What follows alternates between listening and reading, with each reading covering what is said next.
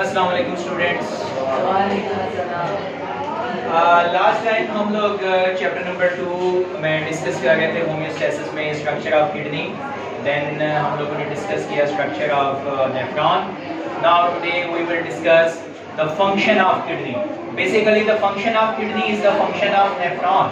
Function of kidney is the function of nephron. So how our kidney perform this function? This we have to revise the lecture.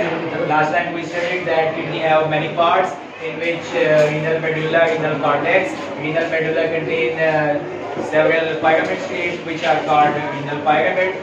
These renal pyramids contain the structural and functional unit of kidney, which is nephron, which has two parts. Renal corpuscle and renal tubule.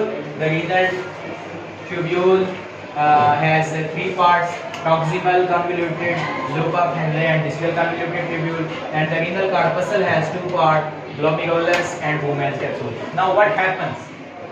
The blood that contain urine. Kidney का काम ये है कि वो हमारी body से urine को क्या करता है, बाहर निकालता है, ब्लड से यूरिन को अलग करता है। ठीक है, जिसको आप लोग एक नंबर कहते हैं। ठीक है, वो अलग करने के लिए छोटा पेशाब किडनी काम करता है और it is known as excretory system.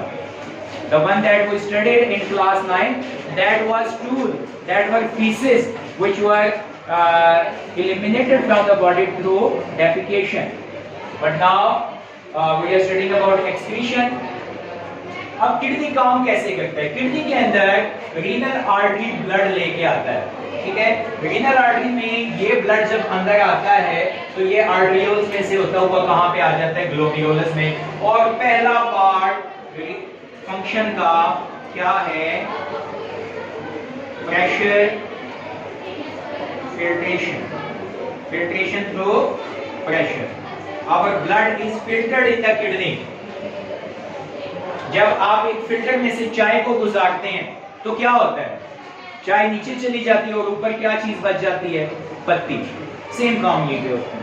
जो नीचे गुजर गई है इसको इंग्लिश में कहते हैं फिल्ट्रेट, और जो ऊपर बच गया है उसको कहते हैं रेसिड्यू। उसे क्या कहते हैं?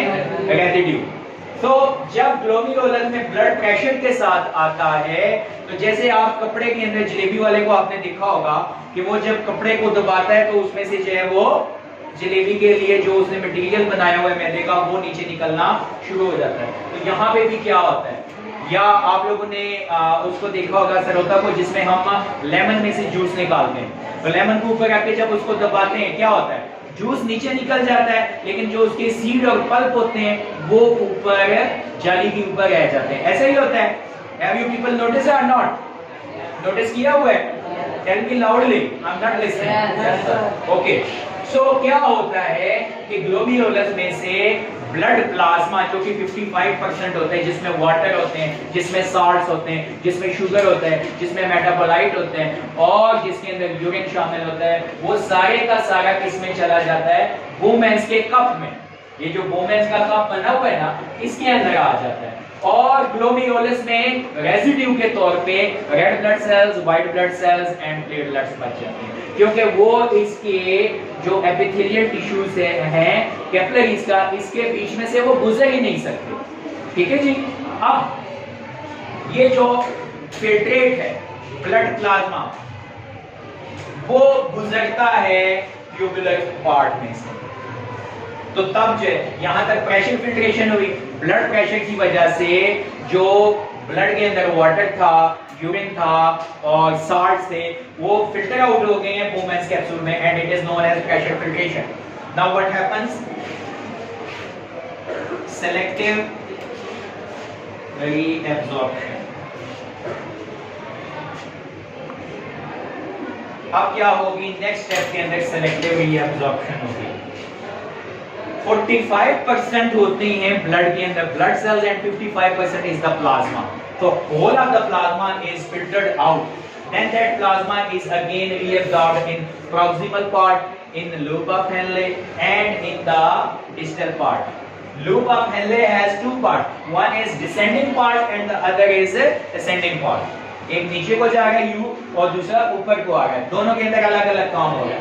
अबाउट 99% ऑफ द फिल्ट्रेट, यानी यहां से 100% जो चीज बाहर निकली थी उसका 99% इज रीअब्सॉर्ब, उसको वापस एब्सॉर्ब कर लिया जाता है. Only 1% come into the collecting duct and then to the papillary duct and then to the pelvis and through pelvis that 1% moves to the ureter and through ureter is stored in the urinary bladder. Getting my point? About 99% filtrate is reabsorbed in the proximal part. Now what happens that if our body fluid contain extra water, then reabsorption of water is lesser and we have a dilute and frequent urine. More amount of urine is produced. But when our body fluid blood contain less water, then the amount of urine is produced is very less and it is concentrated and in pale color. For this I would like to put an example in front of you. Ramzan आप लोग माशाल्लाह सब रोजे रखते होंगे, तो तहरी के वक्त जो है वो पानी स्टोर किया जाता है कि सारा दिन पे हमें प्यास ना लगे. लस्सी भी पी जाती है, चाय भी पी जाती है, दही भी खाया जाता है, ज्यादातर वाटरी चीजें हम लोग यूज करते हैं. अब वो जैसे हम पीते हैं तो साथ ही जो है उनका यूरिन तो नहीं बन जाता ना, उसको पहले एब्जॉर्ब होना होता है इनटू द ब्लड, फिर ब्लड जो है वो किडनी में जाके उनको फिल्टर कर रहा होता है. तो जब फजर की नमाज हम लोग पढ़ लेते हैं और दोबारा सोने की तैयारी करते हैं, उस वक्त हमें यूरिन बहुत ज्यादा शदीद तंग कर रहा होता है, बार बार उठना पड़ता है, because our body have more water than its requirement, so more and more urine is produced. But when we get at the time of 4 o'clock or 5 o'clock near the अफ्तार, असर के टाइम पे क्या होता है? असर के टाइम पे जब हम देखते हैं तो हमारी जो किडनी है वो फिल्टर तो कर रही है लेकिन बहुत थोड़ा, बिकॉज बॉडी के अंदर वाटर बचा ही नहीं होता. ठीक है, तो बहुत कंसंट्रेटेड और वेरी स्मॉल अमाउंट में यूरिन जो है वो पैदा होता है विद डार्क पेल कलर. जब आपके वाटर बॉडी के अंदर वाटर कंटेंट कम होगा, आपको कंसंट्रेटेड यूरिन आएगा, उस कंसंट्रेटेड यूरिन की वजह से आपको यूरिन बर्न भी होगा.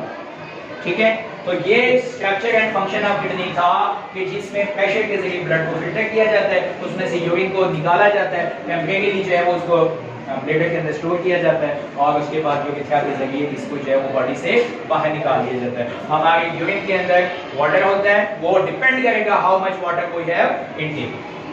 So we need to take more and more water so that dilute urine is produced, which will not harm our body system. And it also contain urea in it. It also contain creatinine in it, and many other salts are part of it. So your book have a table. You can see it there. So any question somebody have in their mind? If somebody is watching my video on YouTube, he can ask me question in the comment section, and inshallah I will answer them. Thank you very much.